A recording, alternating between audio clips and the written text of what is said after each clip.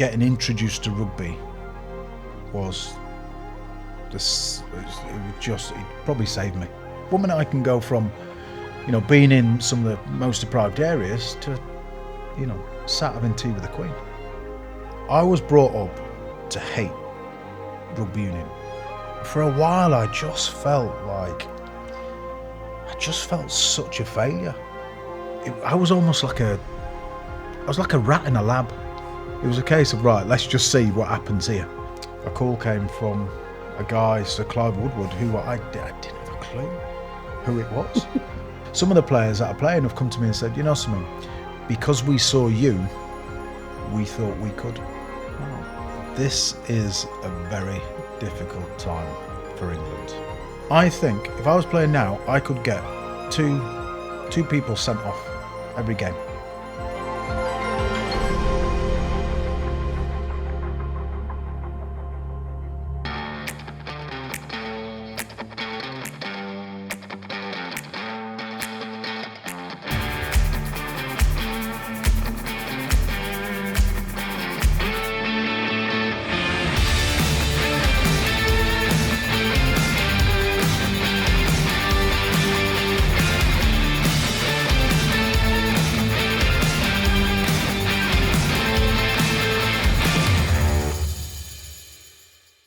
Hi everybody, and a warm welcome then to In the Zone, a brand new series that's brought to you by Gambling Zone, which is the trusted online gambling comparison site. So over the next few episodes, I will be speaking to some of the biggest names in sport, discussing their successes, their challenges that they've faced to get to the very top of their field. So I'm Manish Bhasin, and we're going to kick off this exciting new series by looking ahead to the Rugby World Cup with probably one of the greatest ever players, both in rugby union and in rugby league. And to be honest, equally good at both. And to his name, he's got the 2003 World Cup, just one of many trophies over a career that's gone over 20 years. I am, of course, talking about Billy Whizz, otherwise known as Jason Robinson. Jace, how are you? I'm very good, thank you. Yeah, good to see you. People are wondering when they're watching this, who the hell is Billy Whizz? I know. It's a long time. It's probably Billy Was now.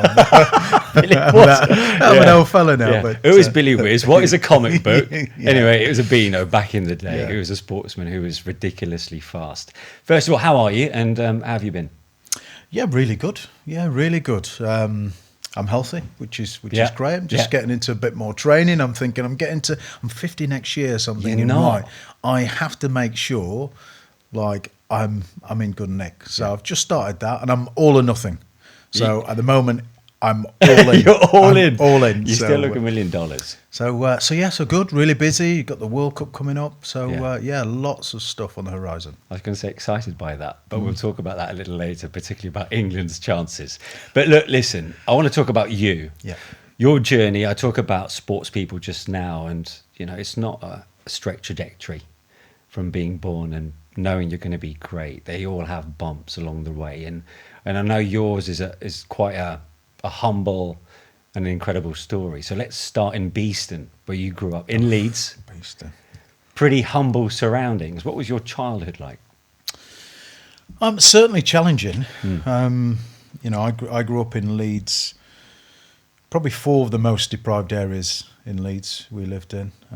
My mum, my 2 older brothers, never knew my father growing up. And I think that was one of the key challenges for me, because I was the only black person in the house. My mum's white Scottish. My 2 other brothers are white.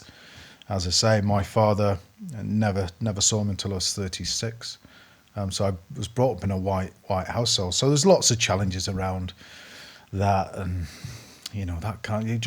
I suppose with kids and bullying and everything else, that can't be your mum. She's white. They can't be your brother. So I probably struggled a little bit for identity, who I was, what it was all about. And my mum was Scottish, so I was brought up with all the Scottish traditions. Yeah. And my mum was brilliant. 3 jobs. She was a cleaner, but used to work 3 jobs just to look after her kids. And I think probably one of the main influences in my life in so many different ways, but what I think more importantly, because she just loved the kids, and she worked so hard. And I think I got the work ethic from her. Just seeing her go out and work, and especially in areas where there's a lot of challenges, because not everybody does work in and around family.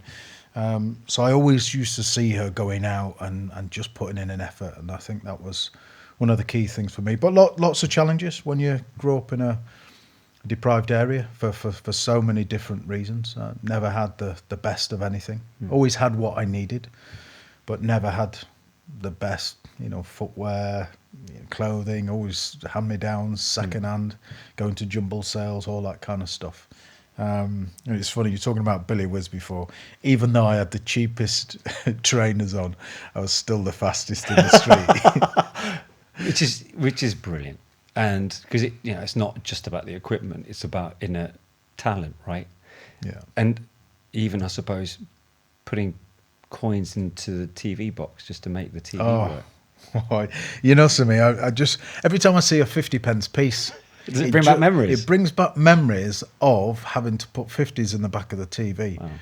But probably more so, not putting them in, is getting the hammer and whacking the thing off the back of the TV, because of the skin, to get them back out. Wow. And hiding behind the couch from, the rent man and all that kind of stuff, and keep quiet, somebody at the door. But something that was my childhood, and some of those challenges there. I just think now, having done what I've done, would I be the same if I didn't have all those challenges? Yeah. So that was just a norm to a normal week for me. So I can imagine it must have been quite anxious growing up. There would have been an element of frustration as well, seeing how you were living, how your friends maybe might have had a bit of a different background. So was rugby the right kind of release for you? Definitely. I think there was lots of stuff going on. I grew up, and there seemed to be sort of chaos at times, whether it be fighting, domestic violence, people drink, drugs, all that kind of stuff. And that for me as a young child, I was really sort of frustrated. There was anger. There was a lot of anger there with stuff I'd seen, but I couldn't do anything about it. And I think getting introduced to rugby was it probably saved me, if I'm honest, because nobody in my family ever played sport. Quite often when you've been successful in sport, people look back and think, oh, well, his dad or his uncle did it. Do you know what I mean? Yeah. And they paved the way for him to do it. Nobody in my family ever played anything. So when I got introduced to sport through a school teacher, Mr. Aspinall, it was a big thing, because I'm only small now. Every time somebody sees me, they look at me and think, you look bigger on TV. Yeah, I get that. Not again. Do you know what I mean? Yeah. But the reality, I'm not quite sure how to respond to that, though. Well, listen, I am what I am. I am. And listen, it doesn't matter how big you are, you can still be successful. But at the same time, it makes the challenge even bigger, because of you being 5'8", and you've got guys in there who's 6'10", 23 stone. Try and stop that. Do you know what I mean? It takes it's a challenge. Yeah. But for me, I think because of my upbringing, it prepared me for that, because I faced a lot of challenges which gave me a lot of resilience. So there was never anything that I faced that I thought I can't overcome. So when I got into sport, Mr. Aspinall said, look, we're starting this team. Initially, I thought I'd just go in with it, because Mr. Aspinall was big as well. And if you always had to do what Mr. Aspinall said, otherwise you'd get the big fingers into your chest, and I'd be just crying in front of my mates. So he set this up, and I was one of those kids at school. In the area that I was in, education wasn't a big thing. There was no expectation of you to be successful with education and come out with qualifications and everything else. My mum's a cleaner. My brothers never did anything, so there was no expectation on me. So I was always, I don't know, I always seemed to be in the bottom sets of everything, and it wasn't that I was thick, or you know, but I just had so many things going on my mind as a child, so I wasn't focused. And then all of a sudden, rugby comes along, and I started to get a few pats on the back. Well done, you know, you're good at that. And you were quite shy, weren't you, growing up? oh, chronically, I've been through some stuff, and I mean some stuff. Right. But one of my worst childhood memories was getting asked to read in class. Like, I don't know what it was, but me and my mate, he was the same as me, Damien. We used to sit at the back of the class on purpose. And then if the teacher at the front said, oh, who's going to read out this paragraph? Well, me and my mate, we were under the table, honest, and we're sweating. And wow. And then if I was chosen to read, he'd be just like, he'd be laughing his head off, and like, honest, the colour just drained straight out of me. and I don't know, it just, there was something with it that I really didn't like. But then all of a sudden with sport, all the shyness, everything, it just seemed like this is where I'm comfortable. And it's funny, you can go from being so restricted at school and in a class of 30, 40, to all of a sudden playing in front of 90,000 people and just feeling like... How does that happen? It's amazing. Well, it's a process. You've captained your country. You're the shyest kid at school. You've won the World Cup. And that was the case until I was about 17. I couldn't look people in the eye. I was always looking at my feet. And that's where, you know, rugby and sport in general, it's not just about, you know, hitting targets and health, and like it develops your character, you know, in such a way that other things can't do. And for me, as a shy young lad coming through sport, it just, I don't know, it just made me, well, I'd like to think well-rounded, but I think more able to cope with life, and especially in the positions we find ourselves in. Because one minute I can go from, you know, being in some of the most deprived areas to, you know, sat having tea with the Queen. Do you know what I mean? And it's amazing, like, your journey where it can take. It's a script writer's dream, Jason. I mean, you already talked about the resilience, and you had to learn that quite young, because you were desperate to join your local club, Leeds Rhinos. And I know that didn't happen. You were a ball boy at Headingley, and, you know, at 16, that's quite a tough setback very early on. But that opened the door for Wigan, which was one of the biggest rugby league clubs in the world. Yeah. And you went on to win 18 major honours or thereabouts in a career that was around about 9-10 years long. And, you know, you had a brief taste of rugby union with Bath. Yeah. How hard was it to adjust from from league to union and the rules in between the two? Yeah, well, first of all, one of the lessons not being chosen for Leeds taught me was it's not always good to get what you want. Wow. Because had I gone to Leeds, I wouldn't have won anything. Because Leeds at the time, in the 90s, they weren't the successful team. Wigan were the dominant team, and that's why we won so much.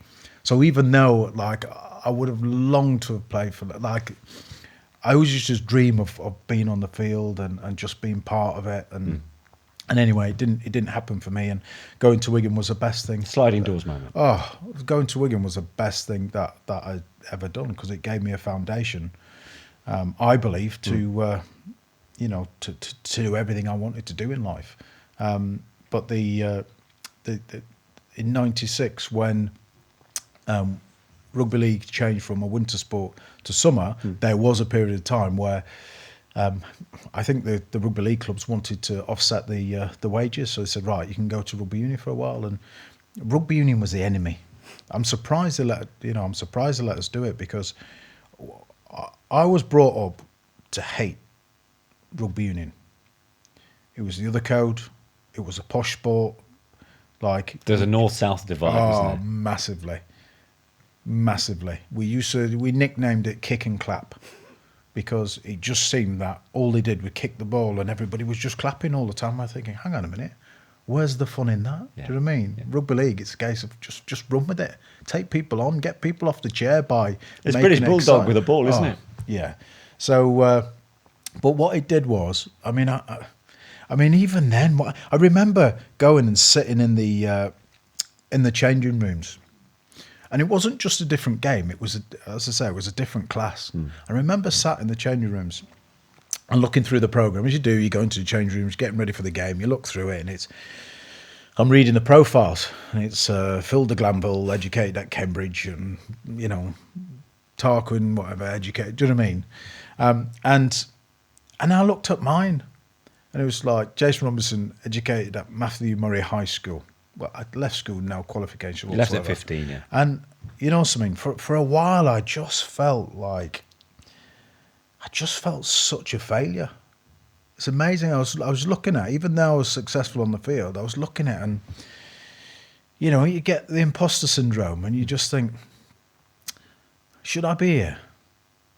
And at times you question, just because, again, and this was education, this wasn't sport. But sometimes you can question yourself as to, should you be there? And I knew nothing about the game, and I mean nothing at all. Everybody thinks, the games are very, very similar, and they are in certain ways, but they're so different. It's ridiculous. And for me to go in not knowing anything, all the laws of the game, the intricacies of like the breakdown, and I was almost like a rat in a lab. It was a case of, right, let's just see what happens here. And Brian Ashton was at Bath at the time, and he put me at fullback. And I'm sure he must have just been sat there laughing all through the game, because I was doing stuff that nobody's ever done before. And again, a lot of it was out of ignorance. They were kicking the ball in goal instead of just putting it down in goal. My rugby league just kicked in. It was like, just run it. So I just ran everything. Amazing. I'd never had to kick a ball. And they're like, what are you doing? Everybody's like, what's happening here? and it was, I don't know, it was trial and error. Everything I went into, I was either getting it right, getting it wrong, and more often than not, I'd be getting it wrong. Isn't it incredible? Because you would have thought that episode would have scarred you for life, and you're thinking, I'm never doing this again. I'm not going to go back to union. It nearly did. Yeah. But I thought after that 4 months, I thought, if I never go back into rugby union, I mean, how good has it been playing with Jeremy Guscott and Phil de Glanville? Like, not many people get to do it. And we earned a bit of money as well during that period. And I just thought, that's it. The door's closed now. Got back into rugby league. And it was only in 2000 when a call came from a guy, Sir Clive Woodward, who I didn't have a clue who it was. But these call calls. And I was coming out of contract, which was a bit strange, because normally they never leave it till the last year. And then I get this call, and Clive Woodward sells me this dream. This was in 2000, about a World Cup coming up in 2003, and that he wanted me to be part of the team. So you go to Sale Sharks, and 3 months later you make your England debut. Yeah. Which is quite something, actually. I played my first game on November the 5th, 2000. Yeah. And in February I'm playing for England. That's ridiculous. And you're warming up on the sidelines, and what can you hear from the supporters when they're watching this rugby league convert? I never knew how, because there was still that rivalry and that divide, I never knew how they'd take to me. And I always remember sitting on the bench, and even before I was getting ready to go on, people would just shout, get him on. I mean, we're at Twickenham. People don't say that. Do you know what I mean? People are very polite. Yeah. And then just as I was getting warmed up, like the crowd started to lift. And I mean, I've played in some big stadiums over the years with rugby league at Wembley, etc.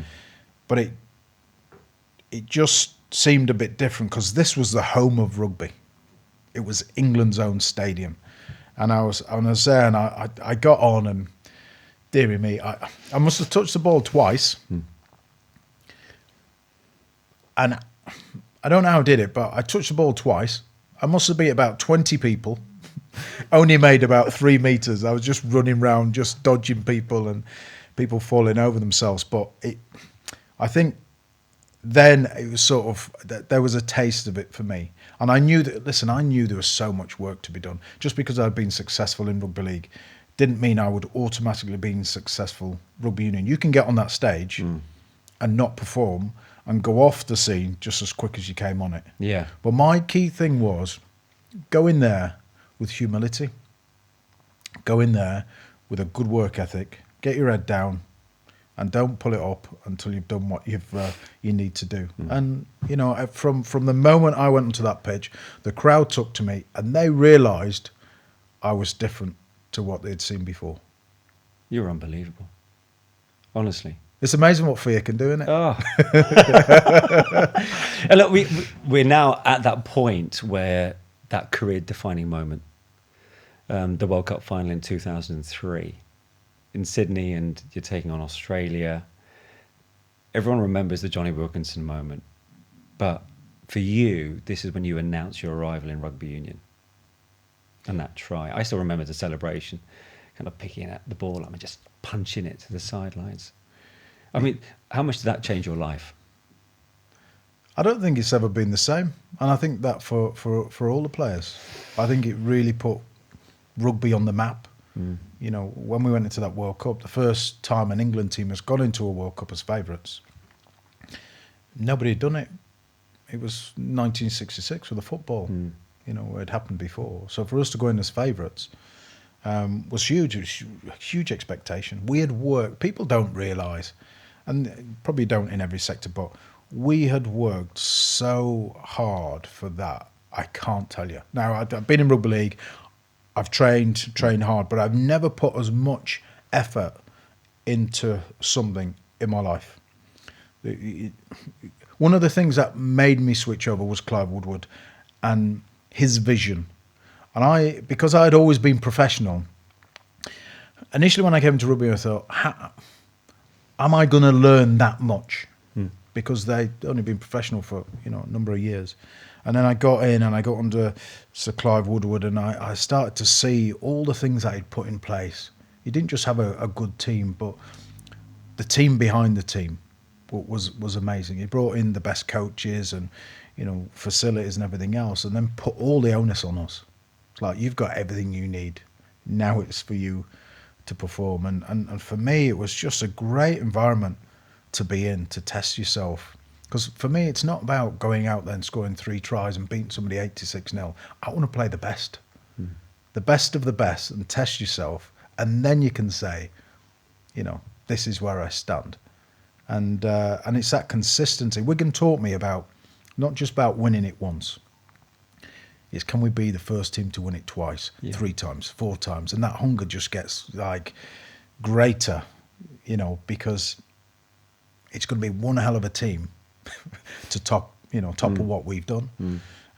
So I brought that into the World Cup, but there was just so much excitement around it. We're playing one of the fiercest rivals in Australia. Oh, that's incredible. And 4 years, like, not 4 years out, but I played in a Rugby League World Cup in the UK in 1995, and we'd got beaten to Australia in the final. So here I am now, playing in rugby union, playing out in Australia, in another final, in a different code. And it was just amazing. But the pressure on it, I've never felt pressure like it ever. I was at the homecoming at Heathrow when you flew back from Australia, because I was there to speak to Martin Johnson, Lewis Moody. Maybe actually Ben Kay was the one I was trying to get. I wanted to get an interview with him with the medal around his neck, but there were thousands of people there. It was amazing. But even in the, you know, even when we were stuck in our hotel in Manly, it felt like we were in a zoo, because we had like thousands of people outside the hotel looking in, thinking we want to be in there. Yeah.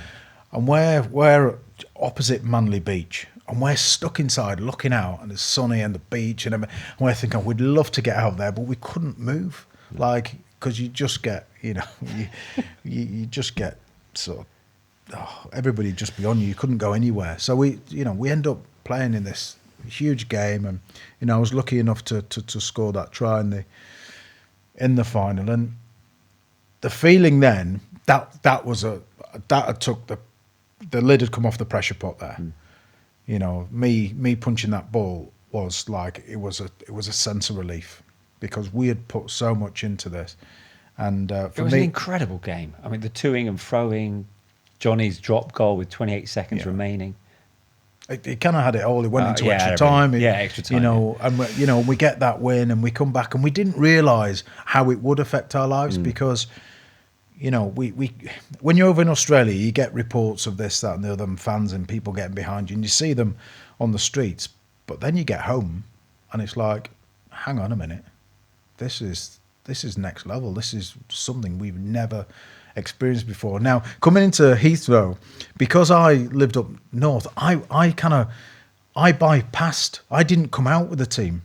There's a couple of us that went up to Manchester, so I didn't realise just how many people. So you went on a domestic flight to Manchester? All right. Because I thought, well, what's the point of me getting off at Heathrow to go to Surrey to the hotel to then get back in a taxi to come back to the airport to go home? So I just got the So shuttle. you missed the adulation. Yeah. Wow. That's incredible. So yeah, but what an amazing time going round London. You know, 1 million people there. Listen, just unbelievable experience. Collective achievement, right? Yeah. So that was a huge team ethic behind it. So Clive Woodward driving it on, but on a more personal note, the following year, something very special happened to you. So Lawrence Dallaglio passed the captain's armband to Johnny Wilkinson. He couldn't make the autumn internationals because of rugby. He was injured injury, as well. sorry, Yeah. So you stepped in, first ever black captain of England's rugby union side.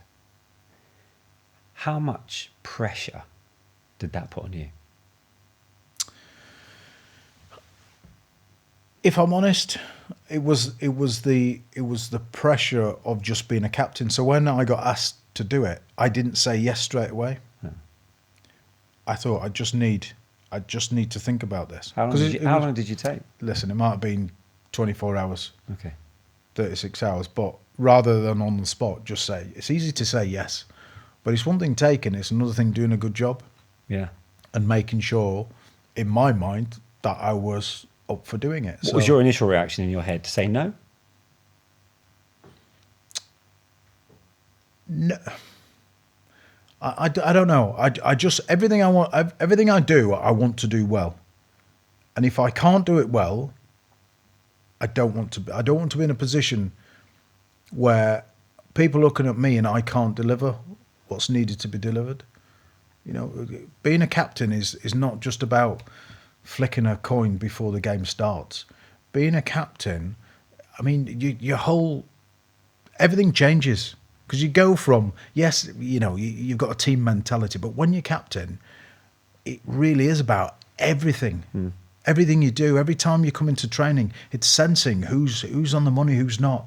You know, do I need to get the guys in because we're not quite there? Do I need to hold them back? Do I need to give them a kick on the backside? You know, so I don't know. You're more sensitive to the environment, and you know, why is he struggling? And then you find out, you know, there might be something at home. And you've got to get round players and lift. So there's so much to it, the media side, and it takes up so much. And I just didn't want to do a bad job. And I had the captaincy from Sale, and we were doing well, and I started to thrive in it. So anyway, for long story short, I ended up saying yes, and I think it only became more significant that I was the first men's black captain, I think, when I finished, because I don't know, I just wanted to do a good job, and I got it. I got the captaincy at a really difficult time. We've won the World Cup. All the plans were in place. All of a sudden, we've done that. We've fallen off a cliff because there's no other plan. The plan was to win the World Cup, which was successful. There was nothing else then. Wow. So lots of players retired and management left, and it was a rebuilding phase. And, you know, all of a sudden I've got the armband and we're going through this transitional period. But, you know, it's one that I really enjoyed. And looking back now, even me playing for England Rugby Union was a massive deal, especially from where I came from. To get the captain's armband and to lead out your country was just amazing. You know, just one of the greatest feelings you can have as a player. But as I say, it's only over, you know, recent years that I've realised the significance, because some of the players that are playing have come to me and said, you know something, because we saw you, we thought we could. Wow. And I mean, you look at the 2003 team. I was the only black guy in the team. Yeah. Now, in terms of the team, it didn't make a difference. I was just one of the boys, you know. But the reality is, there's a lot of people looking outside, thinking, you know, I can relate to him. You know, whether it's how I look, because I'm a black man. Yeah, as a because role I'm from model. because I'm from the north. Yeah. Do you mean I don't sound like everybody else? And I've realised, you know, it's probably impacted a lot more people than I thought. Quite rightly so. What drove you, Jason, to be the best of the best?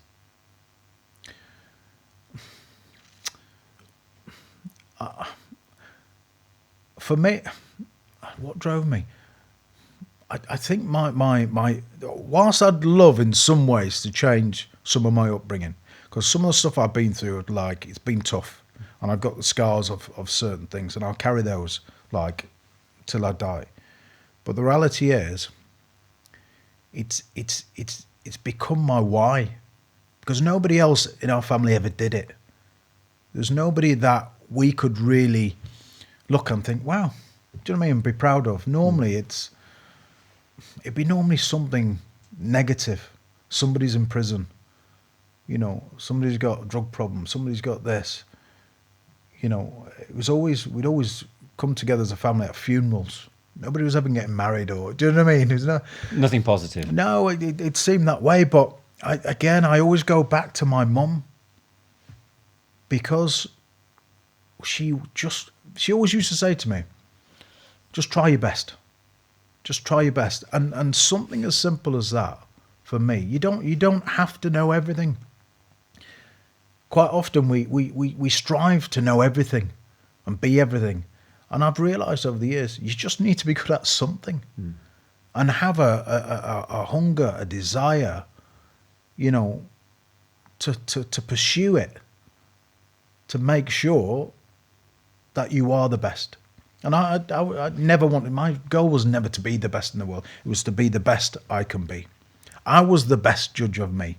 So easy, people watch me on TV, watch me on a pitch, score 2 tries, hardly cover any ground, probably run 20 metres. Everybody thinks, great game, because I've scored a couple of tries. And then there's games where I've covered every blade of grass.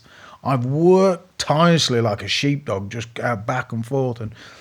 And you know, somebody said, oh yeah, poor game, or you got a 4 out of 10. I'm thinking, so I've realised over the years, I'm my best, you know, judge. You know, if there's anybody I'm going to have to listen to, and you know, it's myself, because I know when I've given everything, and that should be enough. And so I think my mum has played a massive part in me being who I am today, because I mean, she's a little She still Scottish, inspire you. yeah, because a little Scottish woman. I've played with some of the hardest men in the world, big, tough men. Nobody compares to my 4'6" little Scottish mother. Like, she was tough as old boots, you know, and nastier than Mike Johnson. Do you know what I mean? But you know, just, I know, Jono, that takes some beating. you know, and this is the thing. Sometimes you ask most sportsmen who inspired you this, and they'll come out with, you know, it'll be some Muhammad Ali or somebody like that. Me, it's my mum. Because it's close to home. It's something that I can connect with. It's something that is tangible, and it's just been my driver ever since. I want to make my mum proud. Do you know what I mean? And coming from where I did, and now in having achieved all that, it's showing other people, especially from those deprived areas, especially in rugby union, because it's seen, you know, as an upper class sport. It doesn't matter where you come from. It doesn't matter what you look like. Like, if you pursue something, then you can be anything you want. And, you know, that's the great thing about life. In your time, you'll have seen players knocking on the door of the first team and not making it, or then just falling off the cliff altogether.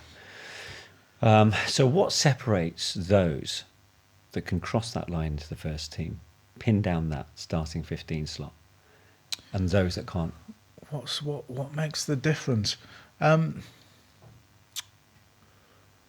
suppose you've got to understand that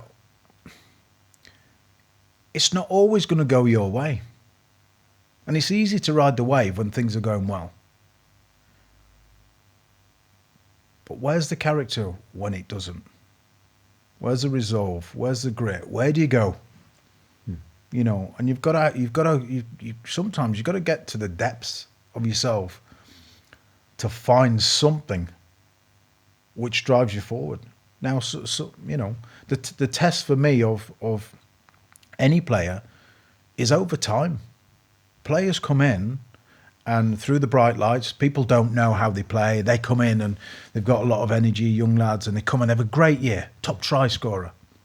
Second year, people work them out. They're nowhere near, you know, and they drop off and they drop off. But for me, the best of the best are those that just keep doing the basics right, that know you've always got to improve. You might have a great sidestep. Make it better. What else do you need to work on? And the ones that, you know, the ones that I played with all the time are just constantly working. They want to be better. They want to be smarter. They want to be faster. They want to be quicker. They just have a real desire to go to that next level. To go to the next level, and will do everything they possibly can to do it. So many people. I mean, you ask, even, you know, with my kids, everybody wants to be number one. But most people won't pay the sacrifice to get there. And that's the key thing.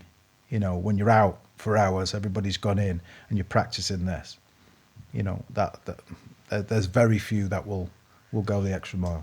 And as we're heading towards the Rugby World Cup theme and your look ahead to it, what was the one secret ingredient behind the 2003 side?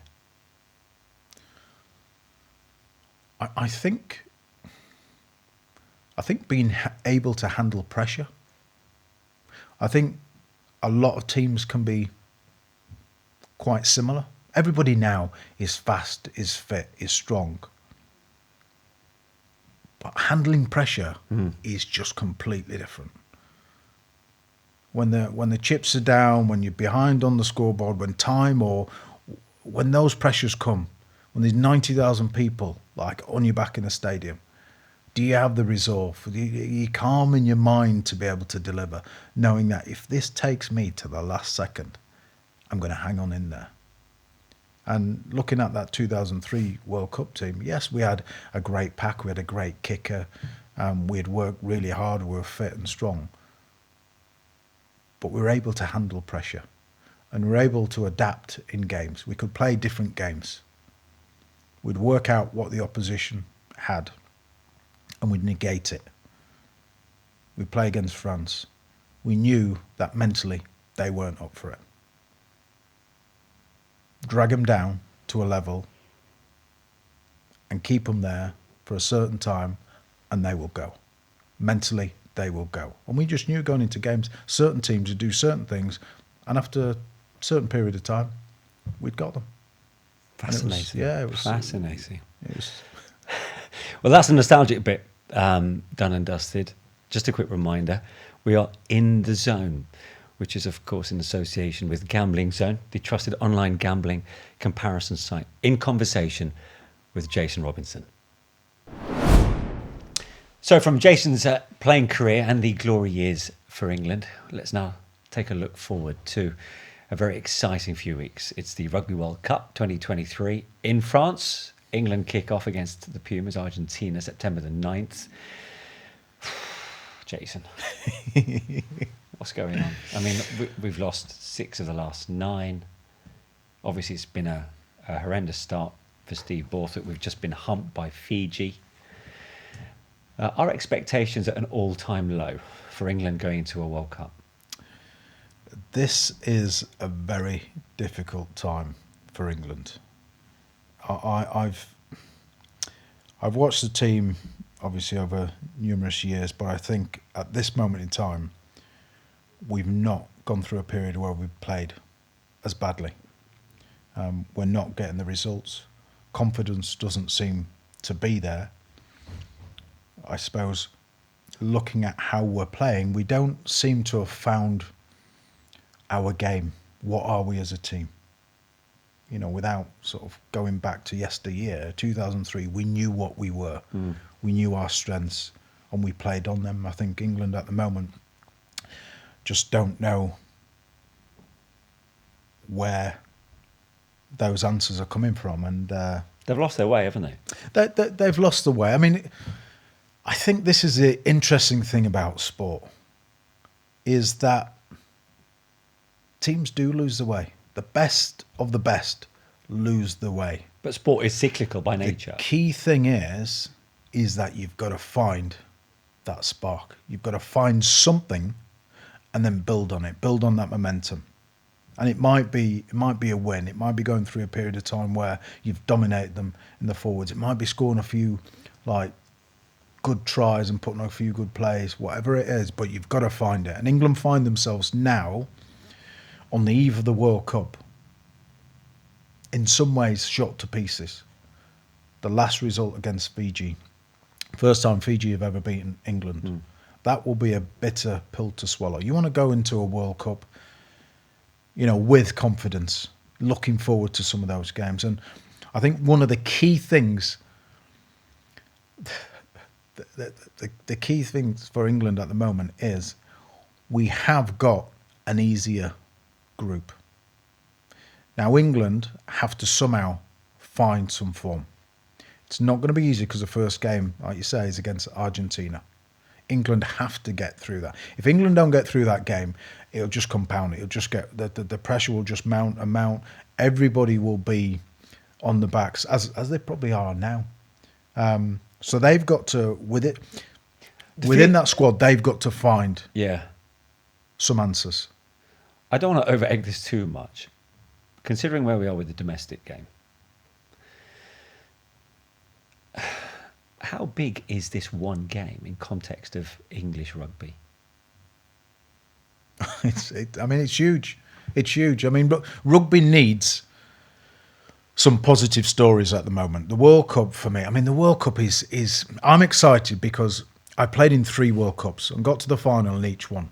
And I know, like, the journey, it's amazing for every sports fan looking in. Who's going to win? How, you know, there's always a twist in the tale. There's always something that goes on in a World Cup, and all of a sudden, I don't know, we get to the climax where you've got two of the best teams in the fight. I know that going into a World Cup, ideally you want form as a player. One of the only things that's given me a little bit of hope for England at the moment is going back to my experience in 2007. Because 2007 World Cup, England were poor. I was part of that team, and honest, we were pants.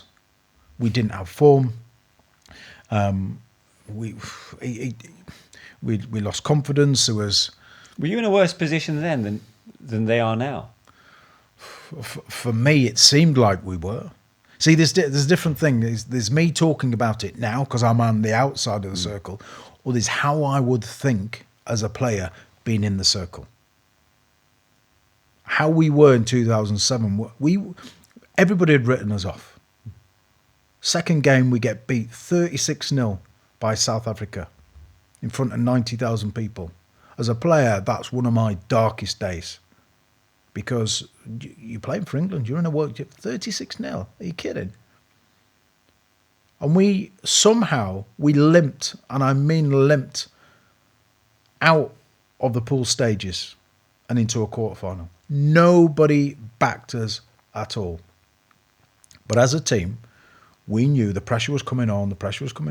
We, in this group, have to find the solutions. So where does this spark come from this time? For me, it's the players. Is there an individual? It has to be. Listen, even though we were poor in 2007, we still had some characters. We still had your Lawrence Delalios, your Phil Vickeries. You know, we guys that had been there, done it, and there was a sense of pride there. Like when you're forced into a corner, what are you going to do? Are you just going to cower? Are you just going to let all the negativity just suck the life out of you? No.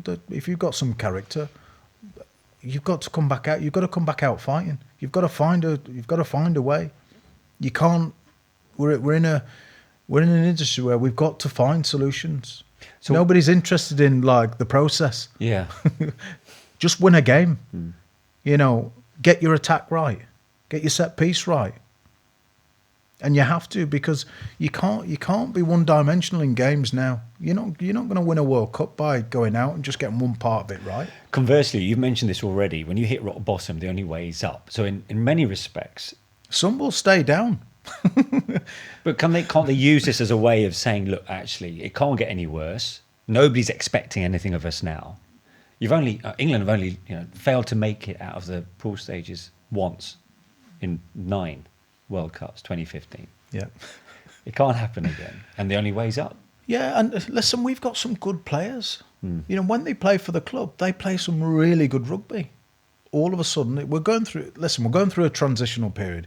Eddie Jones has done some great things with England. You look at the 2015 World Cup and how that was an absolute disaster. Eddie Jones comes on and he transforms the team. But all of a sudden now we've gone through this next transition. For me, my opinion is either Eddie needed to go before or he needed to stay until after the World Cup. He's got a 90% win record in World Cups. But that said, both of us come in and the coaches, and it just takes time. It takes time for them as coaches going from being a coach of a club. It's like a player at a club team, then coming into a national team. It's completely different. Everybody expects you to play the same as you do for your club in internationals, but they forget you're playing against better players. You've got less time on the ball. Do you know what I mean? It's the 90,000 people, there's millions on TV. All these factors make a difference. And it's the same with the coaches. So what's changed to the England side that reached the final last time? But we've just lost our way. We've just lost our way. We've lost how we play. We've almost lost a little bit of our identity. What are we? England have always been known for, I'm a back, so I don't know anything about the forwards, really. But the reality is, when England play, we always have a strong pack. We always have a pack to take on anybody in the world. Scrums, line-outs, set-piece, breakdown. And that becomes your platform to play off. At the moment, because we've lost form, teams are coming to Twickenham and thinking, we can do this. We can do this. And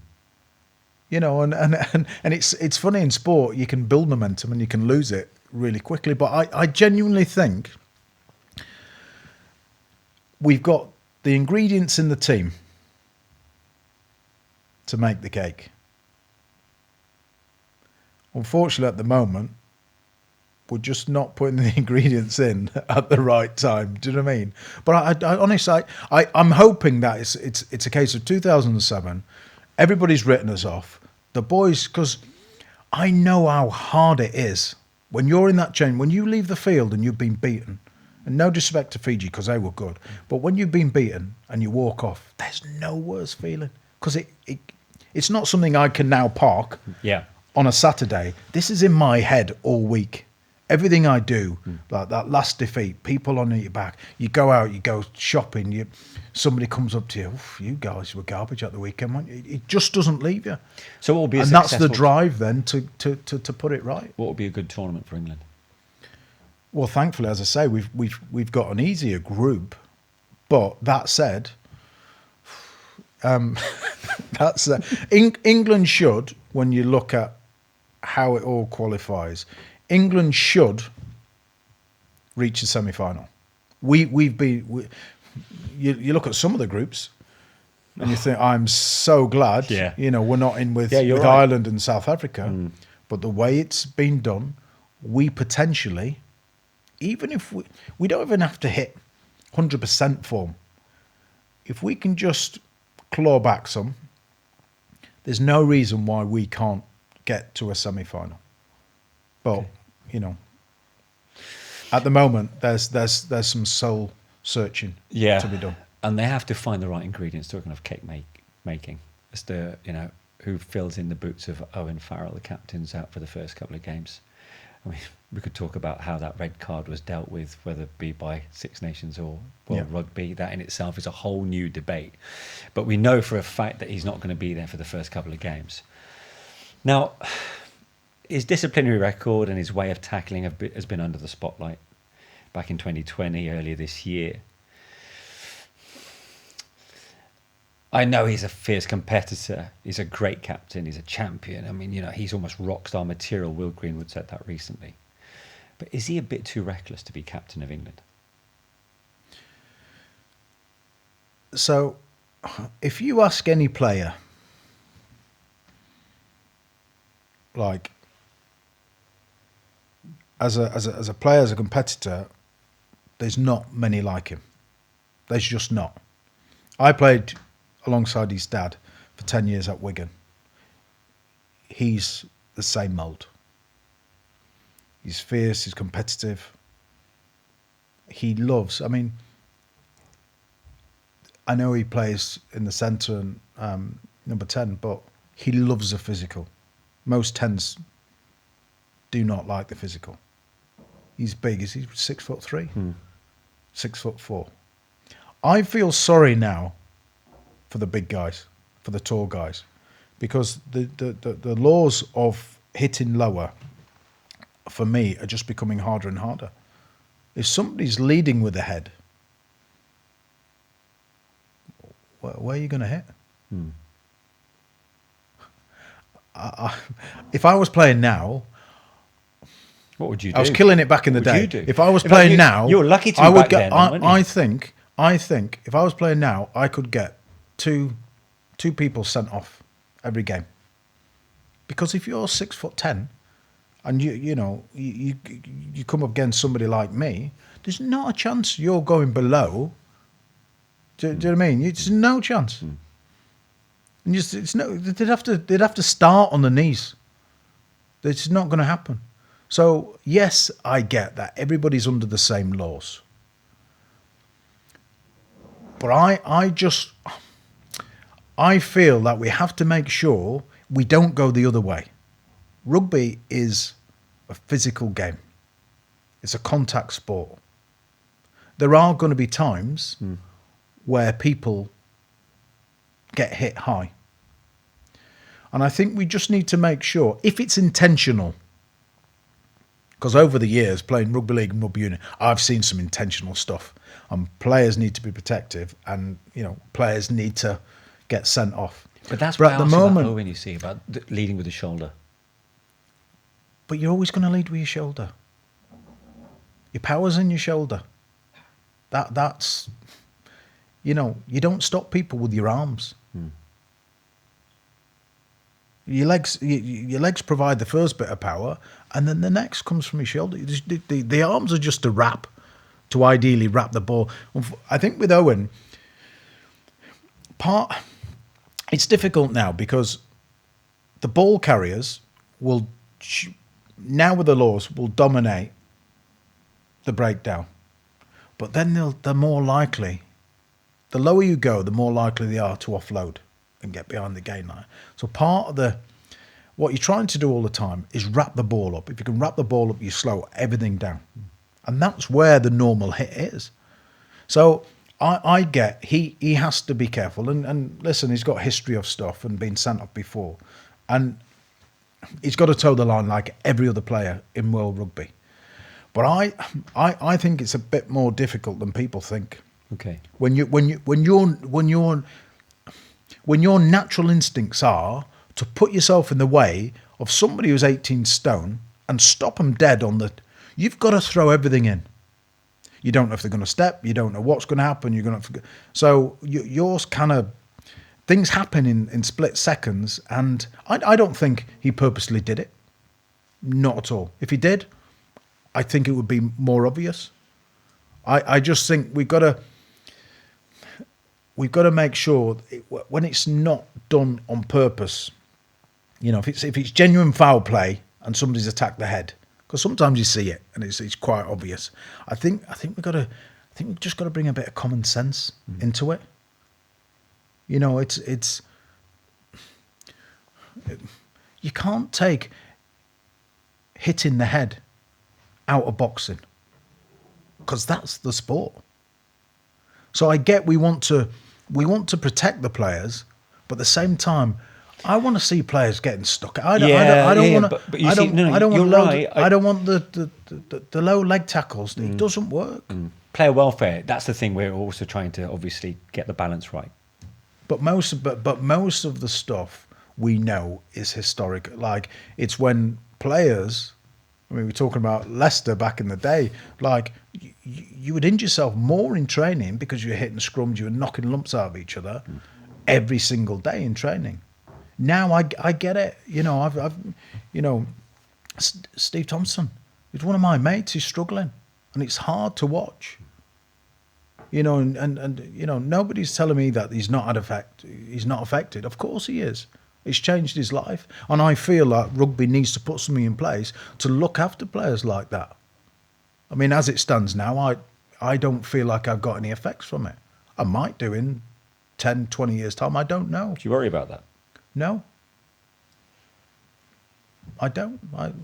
You know, if I go rock climbing or trying to climb Mount Everest, there's risks. You know, the game has been so good to me. And you know, I'm aware of, you know, the dangers. So it's a difficult one. Owen, you know, his natural instinct is to throw himself in there, and it's hard, but he's paying the price now. You know, for not getting his technique right, and as a result, he's going to miss some games, and that could be crucial for England in a World Cup. Talking of Andy, your good friend. Can he lead Ireland to the summit, to use a mountain phrase there? It's amazing to see just what's happened to Irish rugby over the last few incredible, years, isn't it? You know, and I think it's probably more interesting for me having played with Andy in the 90s at Wigan, because I know what type of character he is. You know, that if you've got a coach, if you're under a coach that has been there and done it and has dealt with the pressures and won what he's... I mean, there's so much respect there to start with. But I think working with him day to day and seeing it and him come across, you know, because he likes to laugh as well. But in terms of the attention to detail, in terms of being the best you can be, you know, I can't think of a better person to be in there. And it's shown, you know, in the way they perform. And now they're the number one team in the world. They've won the last 13 tests. Yeah, which is unbelievable. So I think him being there has added certainly to Ireland. And Ireland have a poor record in World Cups. Yeah. And this potentially is going to be the biggest one in their history, and hopefully they'll advance, and they deserve to. They've played some great rugby, and watching them go over to New Zealand in a 3-test series, go down the first one and get they got battered in that first test. To turn it around, win the second and third, honest, my respect for that is, I can't tell you how high it is, because I know how hard it is to go out to New Zealand and scrape a result, never mind do it back to back. So they're in a really good place at the moment. So there's a lot of expectation on them. Again, the expectation on them, you know, it's all right winning Six Nations and doing all that. The World Cup is another level of pressure, and only time will tell as to whether they can handle that. Johnny Sexton's swan song. The script writers are getting ready, aren't they? Yeah, I know. And then you look at teams like South Africa and think, well, wow, what is going on there? France, you know, the way they dispatched New Zealand at Twickenham was something. It was amazing. At the moment in World Rugby, I think this will be the most competitive World Cup there's ever been. There's teams that are beating each other. Obviously, we saw Fiji beating England. I mean, Samoa nearly beat Ireland. You know, so you've got all these teams beating each other. New Zealand beat South Africa 3 weeks ago and beat them convincingly. And then all of a sudden, South Africa put in a record defeat to New Zealand. I mean, this is going to be amazing. We're not even talking about France yet. No. France are one of the teams that can beat anybody on their day. You look at the form. You look at the fact that it's on home soil. The French are going to be nuts for this, absolute nuts. And when you've got a French team in form, led by probably one of the best players in the world in DuPont. I mean, they've got to be licking the lips. The first game, France against New Zealand, it can't kick off with a better game. And then I can just see this World Cup. 1 minute we're thinking this is going to happen, then all of a sudden they beat them, and it's just going to take so many different swings and turns. I'm looking forward to this so much. I think whether it's lack of form from some teams, because there's some, whether it be England and Wales, probably Australia, certainly have to up the game in order to progress in this World Cup. But they can. You then look at France, you look at New Zealand, you look at Ireland, I mean, South Africa, I mean... Argentina have got a coach that's taken... They've been I in the didn't final. mention Argentina. I mean... We know what Michael Checker's done. So you just... I mean, England could go down in the first game to Argentina. That's a huge game for both teams. And then again, it could affect the whole placings of who finishes. And they thought they had a good draw. I know, but it all depends. Fiji, Scotland. I've been getting some great results, and with Finn Russell. I mean, this is what makes it interesting. I think if you're going into a World Cup, most World Cups you'd probably pick 2 or 3 teams and think it's definitely going to come from these 2 or 3 teams. I honestly think this is wide open, and it can change every week of the tournament. Georgia, Japan. I mean, these are times that can just pull results out of the bag. And this is where there's been a lot of negativity around rugby of late, over the last 12 months. But I think this World Cup could really put rugby back on the map, because I think we're going to see some fantastic rugby. Your favourites to win it then? It changes every week. It changes. What is it this week? Oh, after South Africa beat New Zealand, the physicality of South Africa is like no other team in the world. They're going for a 4th world title as well, don't forget. Not only the team that starts, but then you look over and then they bring on what is called the bomb squad, and you see the size of these. They're not even men. Like the animals. They bring these units off the bench, and you just think, oh, dearie me. Just when you thought it was going to get a bit easier, these units come off the bench and then just take it up another notch. So, listen, I think it's going to be really, really close. I really do. And I can't wait for it to start. Dark horses, finally. Dark horses. Oh, I mean, everybody are writing Australia off. They've got a young team. They've left out a few sort of older, experienced players. Eddie Jones, he's batting pressure off left, right and centre. His press conferences are brilliant. Yeah. He doesn't care about the press, does he? No, he doesn't care about anything. But that's what makes it interesting, because I think the dark horses, it's going to come from a team that has been written off. It's going to be an Australia that finds form. It's going to be Actually, I'm looking forward to if Australia take on Argentina, because just seeing their head coaches. Oh, yeah. They could both explode during that game. Oh, easy. But then a Fiji. I mean, they've just beaten England. Yeah. Where could they get? So it's going to be so interesting. But I honestly believe it's going to change from week to week. And 1 minute you're thinking, right, well, we're going to face those in the quarters. Next, it's not, because the team you think is going to finish first has now finished second, which puts them, on a different path. So, oh yeah, it's going to be good. Jason, can I just say, you have been an absolute pleasure for our first guest of In the Zone, honestly. I could talk to you for another hour and a half. Yeah, I think they might be a bit bored watching it. Yeah. We might do that when we've stopped the cameras rolling. But for now, Jason, thank you. Our first maiden guest on In the Zone with Gambling Zone, the trusted online gambling comparison site. Hope you've enjoyed it. Thanks for watching. We'll see you next time for another episode.